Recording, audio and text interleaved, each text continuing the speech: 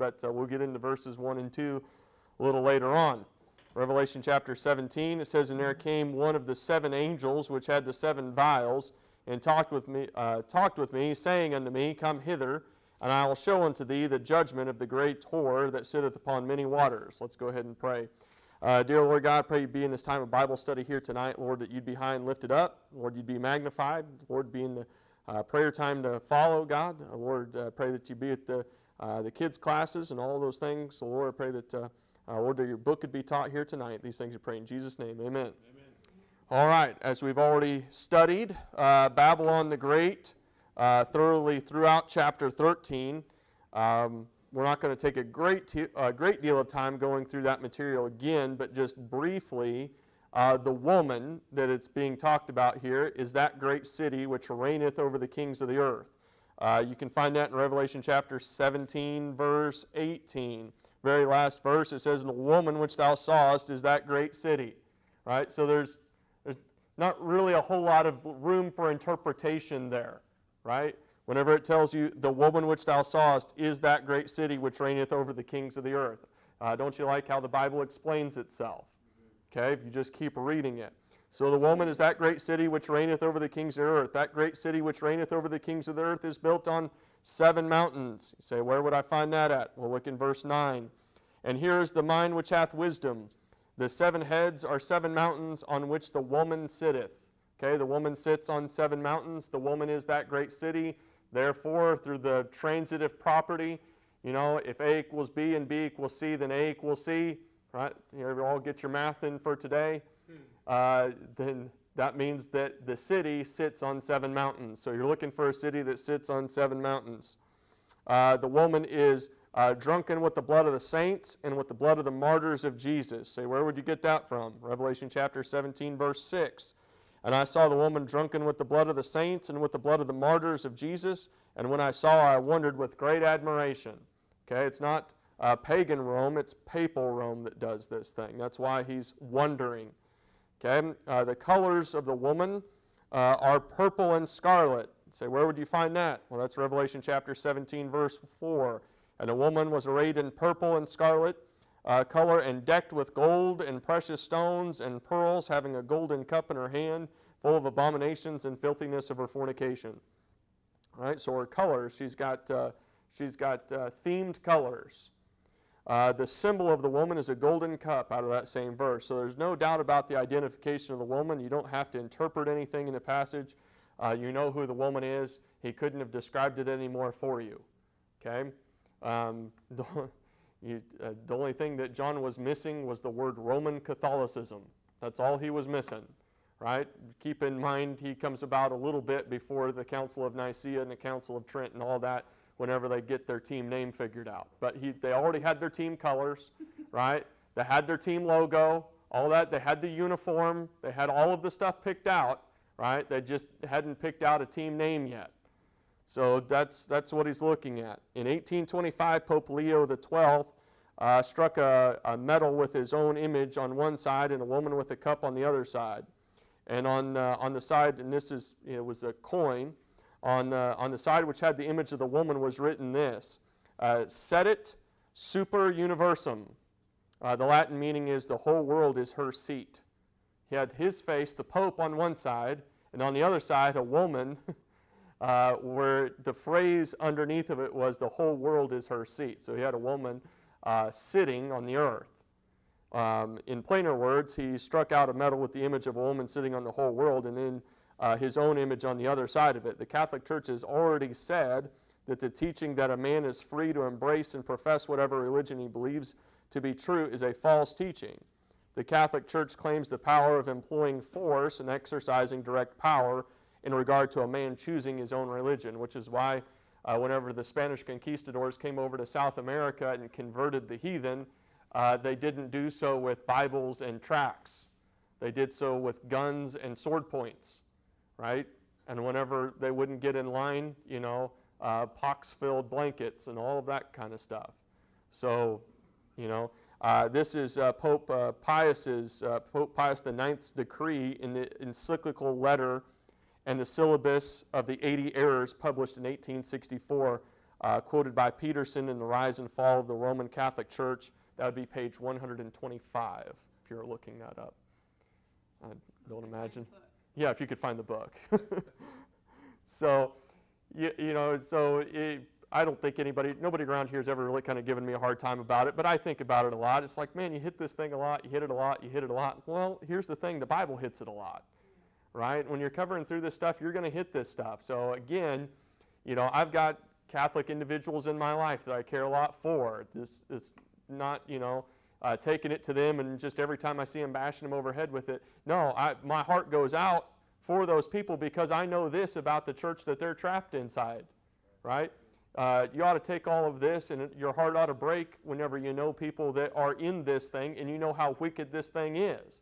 Because it is, without a better word to say, it is evil, right? It's not, just another kind of church. It's just another denomination. It is the very thing that Jesus Christ comes back in the second advent to destroy. If in the plainest terms I can put it, it's devilish and demonic, pretending to be Christian. And that's what makes it so evil. Because it's led of the devil and it pretends to be of Christ. And that's what the devil does, right? And I was thinking about this week, I don't remember what I was listening to, but it is the way the devil operates. Because you got to keep in mind that the devil has the book too. And, so throughout history, I don't know, I was watching something, I don't know if it's like kind of on fake news or whatever, something had gone out. And basically, the devil understands this one thing to be true, is that a lie spoken first will spread with more ferocity and be more believable than the truth spoken second. Right? The very name of the game, it's not about being right. It's about being first. And the devil knows that. He doesn't have to be right. He just has to be first. Okay? And that's true of any news that you'll hear. Right? And that's why so much lie is put out there, because nobody waits to get the truth. They just publish the lie because that's all that really matters. And so you'll hear somebody say, well, if you look at the story of Christ, it's basically a duplicate of, other religions that you'll find. If you read the story of Dionysius, and his father was, this god, and he was born on December 25th. And the problem is that Jesus Christ wasn't born on December 25th, but everybody thinks that, and so they associate Christ with being a copycat of Dionysius, whose father was, kind of this head god, and, here he is born on December 25th, and all of these other things. And they say, oh, see, Jesus Christ was a Johnny-come-lately. No, the devil knows all this stuff, and he puts his lie out before Christ gets there, so the truth doesn't look as compelling because the lie was told first. And you'll find that throughout history of all of these other false gods being born on December 25th. Nobody ever said Christ was born on December 25th till the Catholic Church said he was born on December 25th. And the only reason they said that is because they were pagans to begin with, and they were all worshiping gods who were born on December 25th. And then we believe it. We say, well, Jesus Christ must have been born on December 25th. Nowhere in your Bible does it say that. Doesn't even recommend it. And so you get into a whole bunch of this stuff, and you'll see, over and over and over again. But anyway, so all the devil has to do is just make sure it doesn't have to, the church that he pushes just has to be first. Do you know Acts talks about Easter? Mm-hmm. That had nothing to do with what? No. They were worshiping Ishtar. Easter is the worship of Ishtar, the Phoenician goddess of fertility. Why did we ever call it? It's called, because those two, the Passover happens at the same time as the pagan holiday of Easter, which, in all honesty, they're still worshiping Easter today, because at least I remember growing up with the commercials, and they never made any sense. I don't know why nobody ever questions it. Like, you got your Cadbury eggs, right? You're getting a chocolate egg, and the mascot sitting right next to the chocolate egg, nobody ever explained this to me, was a rabbit. Well, it didn't have to be very old to figure out animal anatomy to know that rabbit didn't lay no chocolate egg. But You say, why'd they put the two together? Because an egg and a rabbit are both symbols of fertility. My thought was it was Brock's trying to sell chocolate and the bunny was cute. Well, it's easier. I mean, the ears are going to be the first thing you eat off that horrible chocolate rabbit anyway. I mean, Easter comes around. Don't. I mean, keep the candy. Don't give us no chocolate bunnies. Just keep it. So yeah. No, I mean, granted, am I going to rake you over the coals if somebody calls it, it says, hey, we're doing this for Easter or whatever? Like, probably not. I mean, I have to look up the reference, but I believe the Bible even uses the word Easter at one point. But but I mean, that's why we call it Resurrection Sunday, call it Passover, call it, whatever. We're just make sure that what we're really worshiping is we're not making a big deal out of eggs and bunnies. We're making a big deal out of a risen Savior. Amen. Okay, and I remember Brother Donovan putting it this way whenever he was talking about Christmas too, and I, just try to make this the most important part of it, because he said this, and it really kind of stuck out to me because I knew all the other stuff, and it got me fired up. And he said, during Christmas, you're dealing with, at Easter and Christmas, probably two of the only opportunities that the lost world will really genuinely give you an open door to witness to them. And so don't slam that door in somebody's face, is his way of putting it, but make sure that it's about Christ at both times. Okay? Keep it about Christ. So anyway, but like I said, there's no doubt about who the woman is here. And it's Rome, and it's the old Roman religion that specialized in mysteries, and it's still unable to understand the Bible. And that's because you wonder, like, why do the Roman Catholics always get the Bible wrong? Is because remember where the root is. The root is not Christianity. The root is paganism. Mm-hmm. So they're always going to line up with paganism, and where paganism and Christianity don't fit, they always err on the side of paganism, just 100% of the time. And paganism and Christianity don't go together, and so neither does Roman Catholicism and Christianity go together. They don't go together. Okay? They're oil and water. They'll never go together. The Lord designed the thing to be not right. And every square inch of it that you look around, the two don't match up. Call no man on earth your father. Okay, we're going to sit down and we're going to pick out what we're going to name these priests. We call them, sir, cleric, I mean, we could come up with, CEO, what kinds of official titles could we come up with? We want something real good, real pompous. How about father? Oh, good, none of us reading the Bible anyway. It's like the Lord set it up. Like, he just sits the tripwire out there.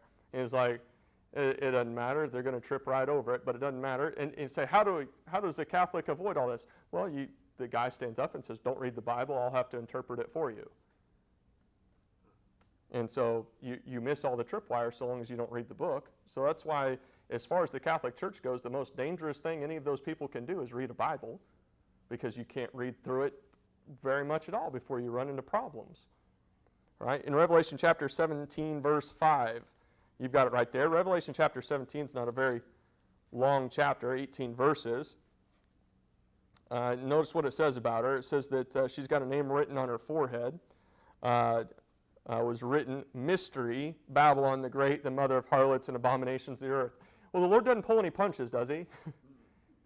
You say, well, pastor got a little rude and crude this morning or tonight or whatever it is. It seems to be just real hard on folks and things like that. Just, little too blunt. And you look at how the Lord talks about things. I mean, stuff that he really just gets irate about. For the Lord himself, the one who spoke the universe into existence, who doesn't make anything, make a big qualm at all about speaking the universe into existence, for him to use all caps here, that ought to tell you something about how God feels about something. Because he doesn't get much of an ire up about a lot of things that you and I would think that the Lord would get, things that we get upset by, right? We want the Lord to get upset by everything that we get upset by, and it doesn't seem like it's a big deal to him. And the problem is not that he doesn't get upset about the things that you get upset by. Our problem is that we don't get upset by the things he gets upset by. I mean, I use the illustration a lot, but you look over at the Ten Commandments, and the stuff that he'd kill a man for was all on stuff that you and I don't bat an eye about, right? And the stuff that you and I get all up in arms about, those are people that he'd still have fellowship with if they'd get right. And a lot of times those people that did all the stuff at the back end of the list, the lying, the cheating, the stealing, the adultery, and the murder, they got right. Yeah, I'll have fellowship with you. And you look here, and this is how the Lord feels about it. I think the more time you spend in the book, the more you kind of get to know your espoused, your beloved, right? And it says, mystery of Babylon the Great, the mother of harlots and abominations of the earth. That's how he feels about it. And he uses all caps. It's not like some of you that, get texting and then you do the caps lock thing and now everything you say is shouting. No, he does it on purpose. Right? Some of you need to back it down with the all caps. All right, Revelation chapter 16, verse 13. Not far from where you are, just across. Revelation chapter 16, verse 13. It says, and I saw 3 unclean spirits like frogs come up out of the mouth of the dragon, out of the mouth of the beast, and out of the mouth of the false prophet. Right? So go over there from there. Look at Isaiah 57:3.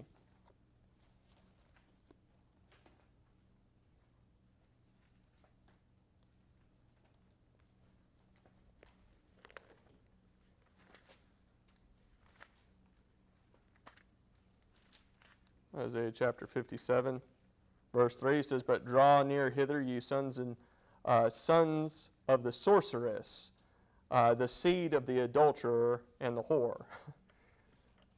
And then the Lord used some language you can't use today, doesn't he? And that's what he calls her, sons of the sorceress and the whore. Stuff that I won't repeat very many times. But John is marvelously shocked at this apparition. You notice that he looks with great admiration. He wonders. Now, that's obviously, not how we use the word admiration anymore. And it's a funny thing. He wonders with great admiration at this, and you'll notice at other times the Bible talks about the Lord, and it calls him terrible.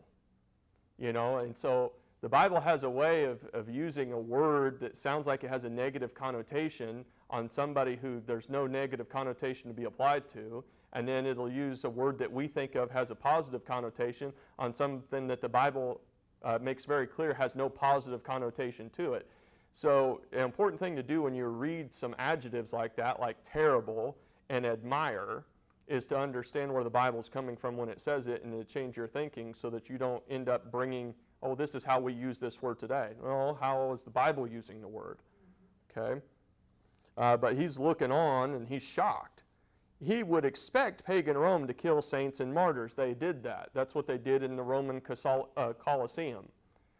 Back when you were watching, Russell Crowe and those guys fight it out before they came on the scene, they'd bring out all the Christian women that they had gathered from the catacombs, and they'd, sick lines on them. They'd put people in the hot chair, and hot chairs where they'd take an iron chair, and they'd put somebody in it, and they'd light a fire under it until their skin began to melt onto the chair. They did more ways of killing somebody than you can shake a stick at. This is what the Romans would do to those Christians. And it's horrible. I've got a book back there called The Martyrs of the Catacombs. It's not a very big book. Some of you that read well probably take you, a couple of days, not much more than that. It's a pretty simple read. But in terms of stuff that's out there, and in terms of stuff that they've done to Christians over the years, you ought to get a hold of Fox's Book of Martyrs. I feel like I talk about that book, every couple of months, I tell you to read Fox's Book of Martyrs. The reason I tell you to do that is, one, you ought to know your history, but two, you ought to get your dander up about something that's right to get your dander up about. And we kind of get our dander up about a lot of stuff, and that the Lord, again, doesn't make a big deal out of. You ought to know who your Christian brothers and sisters throughout time, where they came from, what they put up with, and all the blood that was spilled to get that book into your hands, because there sure is a lot of it. And a lot of times that they'd get a bunch of those young Christian women in the middle of that Colosseum, and right before they stick the leopards and the lions and the bears on them, those girls would gather up in a circle, and they'd be singing hymns while they were being ripped apart, shredded, and they are standing there singing hymns. It'll send goosebumps down your spine. And you think, and you ought to read some of that stuff and then just recalibrate what you think about your day. Think, I had a real bad day today. I need to read the Fox's Book of Martyrs again. Because what I think is a bad day isn't that bad of a day. I'm just gotten pampered. I'm not telling you that you've never had a bad day and you don't ever get to complain about anything. Don't take it too far. But, just sometimes we get kind of feeling low on ourselves whenever things aren't really all that bad. All right? But John is he's looking into the future, and he's been caught up to the day of the Lord. Keep in mind that he's been taken from right around 90 A.D. Or whatever it is there, 90 A.D. And he's been taken all the way out past 2023. That's quite a ways to go in terms of what he knows and what he's seen and what he's looking at now. And you know what he's seeing right now and why he's wondering with great admiration? Because he's seeing crucifixion. He's seeing, a church that has crosses and cups and all this stuff that's vaguely associated with stuff that I saw. And he's like, and these people are killing. He's seeing the whole thing stretched across time. He's seeing the Middle Ages. He's seeing the Dark Ages. He's seeing all this stuff. He's seeing the Spanish Inquisition. He's seeing all of it. And what on earth is this thing that is claiming to be a church, and it's killing all these folks and drinking their blood and doing? I mean, they're claiming that the wine, fermented alcohol is turning into the blood of Jesus Christ. What an abomination! And so you'd think, seeing all this, just imagine that the Apostle John seeing it doesn't just become livid. And he's caught up to the day of the Lord to see these visions, and he looks down at the professing church of Jesus Christ, the one that claims to be the one true church of Jesus Christ, the original church. I've heard of even Baptists that didn't know their Baptist history converting to Catholicism because somebody told them that the Catholic Church was the one true church and that we just rebelled against it and it was time that we went back. Sorry to tell you, but the Baptists were never part of the Roman Catholic Church. We didn't come out of it. We were never in it. You had a lot of reformers and Protestants and things like that, but your Christian heritage doesn't start there, doesn't come out of it. You're part of the the Hussites and the Waldensians and the Paulicians and that crowd. I don't know. I've never been up on family ancestry. The Wilcoxes don't really get together, and I guess I don't know. Never got into the Duzan and the southern side of things. It's kind of interesting to see some pictures, but I'll tell you what I really do like to hear about is about the Christian lineage, where you came back from through the blood of Christ. I think there's another book over there called Trail of Blood back there. That's a good one. It's real short, real what I would call abbreviated as far as history goes, but still really good.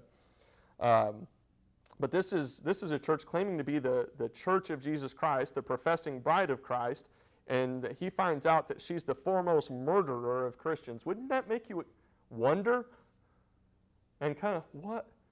That does, as somebody once put, that just don't make no sense.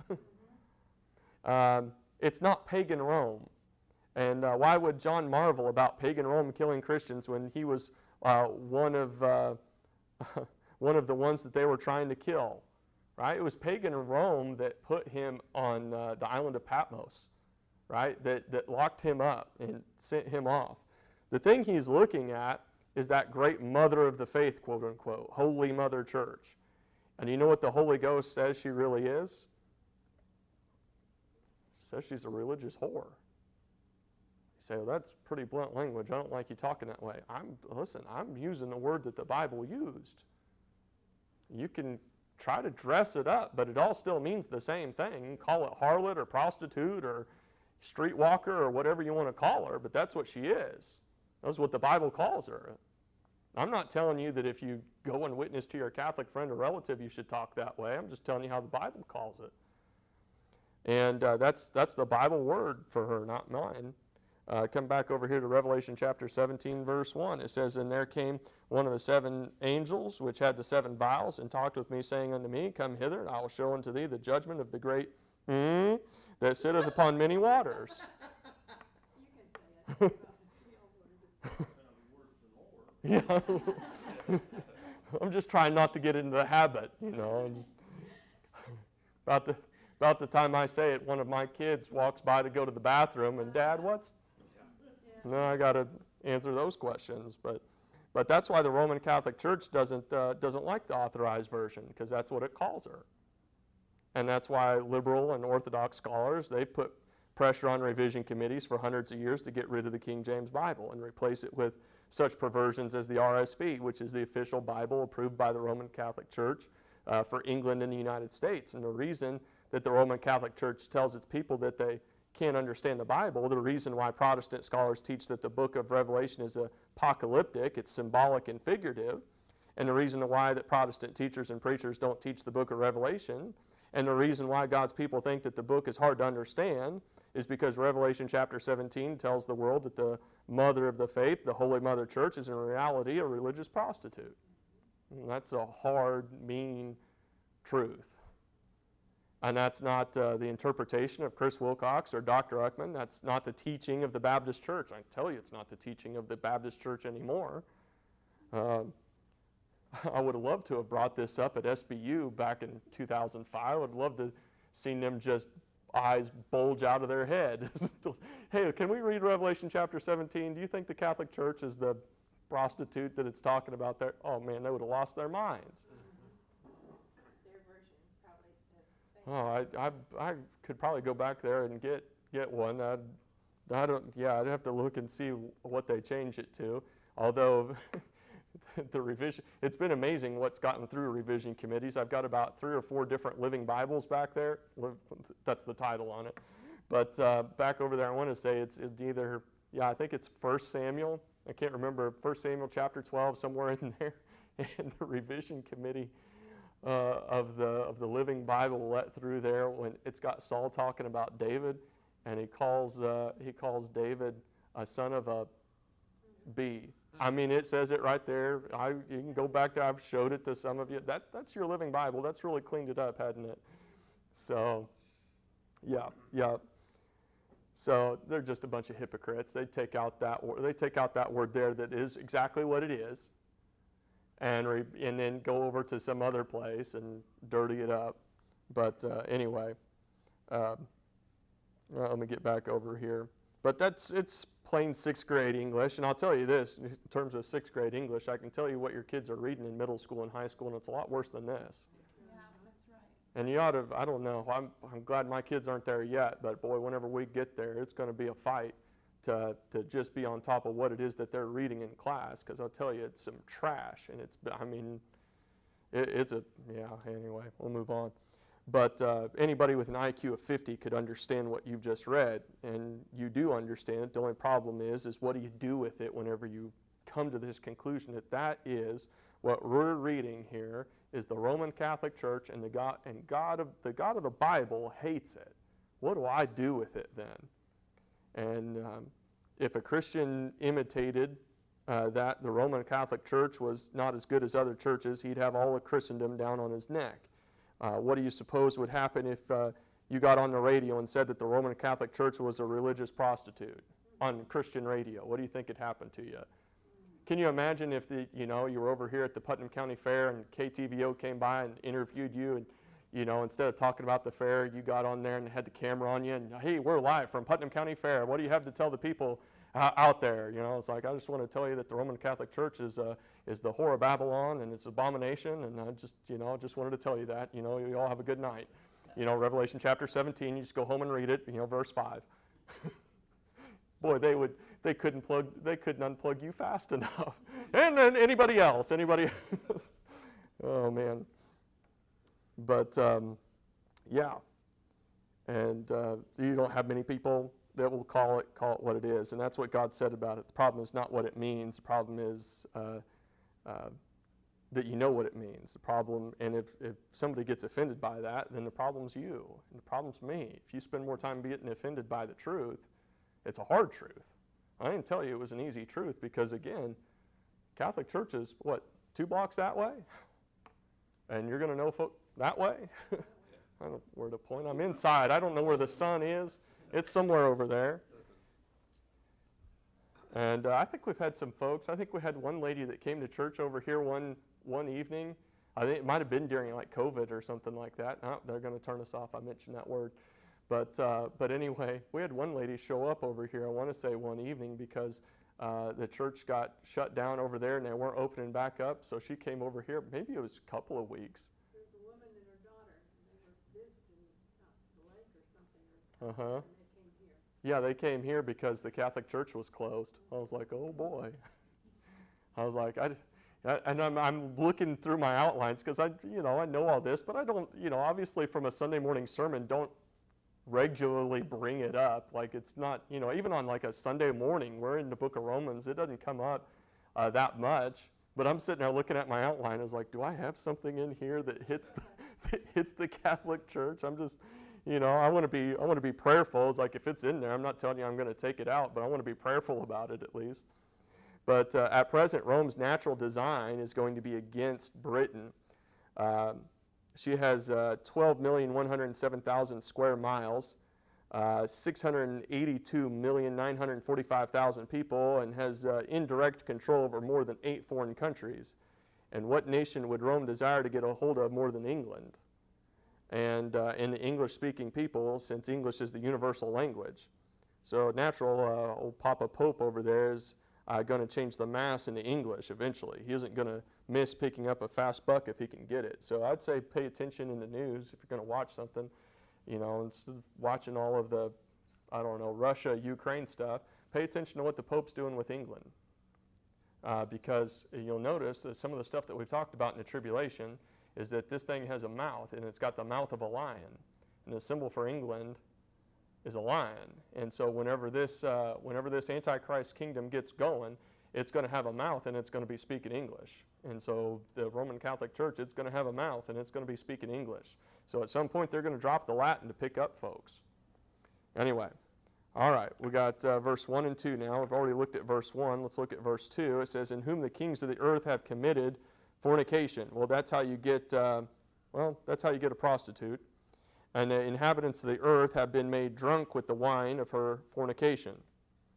So that's what it's into. Now, you want to get into the weeds of paganism, that's no shock to paganism. Because in paganism, whenever you get over to the temple of Diana and the temple of all of these other gods, anytime there was a temple, real religious, big gaudy stone structures, and they had in these places, they had what they called temple prostitutes. And it meant that activity was part of the worship service.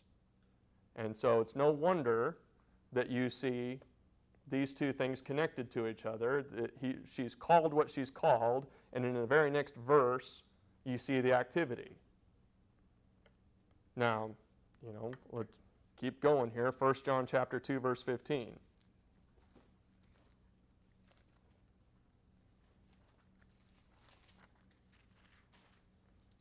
1 John chapter 2, verse 15 says, love not the world. Okay, so love is associated here. Neither the things that are in the world. If any man love the world, the love of the Father is not in him. All right, so watch what you love. Jeremiah chapter 51. She's seductive. Jeremiah. Get there, Jeremiah chapter 51.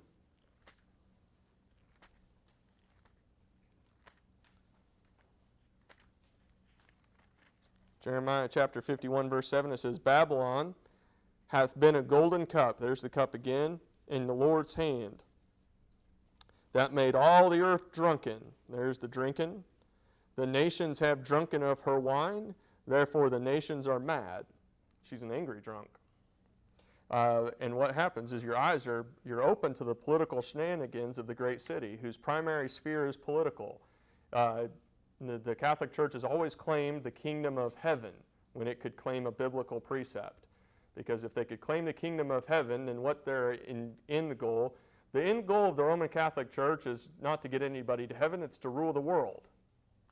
It's physical, right? It's always ruled, whenever you've got Paul telling you that the weapons of our warfare are not carnal, you've got the Roman Catholic Church going around with guns and swords and killing a bunch of folks, right? I mean, I don't know all the history on it, but it wouldn't take too long to look it up. But that's how you got into the mess in Vietnam, was the Catholic Church. And stuff going on over there with the Catholic Church, and then boom, there you are, and you're in Vietnam as long as you're in Vietnam, and the number of thousands of people that died and all that mess, right? But it's always physical. It's monetary. I saw David doing this, and boy, you and I don't even know, don't have a clue. You go over there to Vatican City and you look at all the stuff. If you look at the holdings of the Catholic Church, they own the largest banks in the world. They own the banks. It's closer to a mafia than it is any other kind of thing that you could associate it with. But the mob's never had any, never even come close to having a kind of political power that they've enjoyed. Putting crowns on people's heads and the artwork. I mean, you go over there to the Sistine Chapel, and the basilicas and all of this other stuff. You couldn't put a price on it. I mean, you're talking billions upon billions, if not trillions of dollars that are owned there. You say, well, why don't they go back to doing stuff the way that they did in the Middle and Dark Ages then, if they're so bad? Because they can't get away with it right now. They don't have the political pull that they used to have. They've become what? Well, the Bible said it.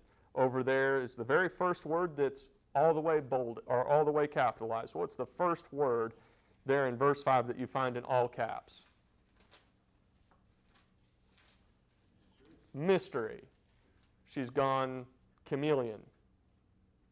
Right? She's snuck into the background. You can get more done behind the curtain than you can in front of the curtain. Go ahead. They really didn't, in that aspect, they really didn't do much that we haven't done too, as far as they just watered it down to make it more palatable. And Bible-believing Christians has kind of done the same thing to make it seem more palatable. Well, I would. So many churches have watered themselves down, I guess is what I'm saying. Right, to be more appealing. Yeah. Now, what I would say, the really nifty, I say this tongue in cheek, the really nifty thing that the Catholic Church did is that they turned Protestants into Catholics without telling the Protestants that they've become Catholics. I mean, most of your Christian, quote-unquote, denominations that claim to be Protestant don't even have a clue, but they're Catholics. They just don't pay to the, they don't pay into the convention. You say, what are you talking about? And I think a lot of you know what I'm talking about. Since 1901, they've been changing the Bibles. Well, if you can change the Bible slowly and surely over enough period of time, you only really have to change two doctrines to make somebody a Catholic. Okay? One, you get away with this whole eternal security of the believer. You can't know whether or not you're saved. And if you don't know whether or not you're saved, then let me tell you whether or not you're saved. That's all the Catholic Pope does. You can't know whether or not you're going to go to heaven. You've got to go to the Pope for all that kind of information, and he's got to keep his thumb on you through confessional. All right, well, man, if that gets into a lot of your legalism and pastoral authority, and you wind up with a priest or a pope behind the pulpit of a Baptist church.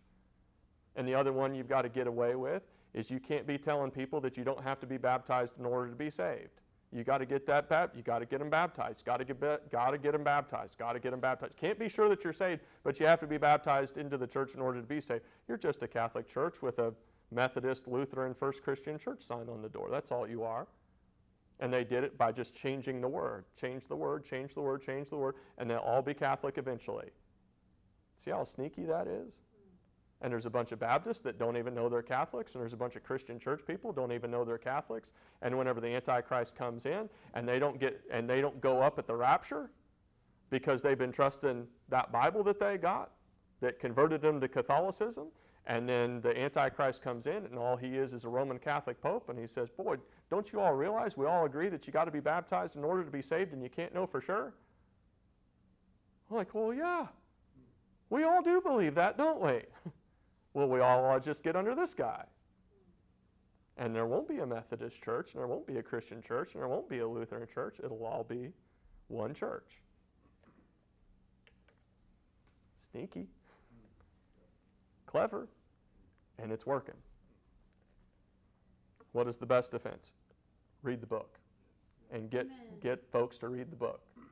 Get as much of the book out there as you can. All right. Oh, he's in charge of it. They're already on board. You know, and here's the reason why. The Catholic Church wants political, physical control. What is the Antichrist going to give? Political, physical control.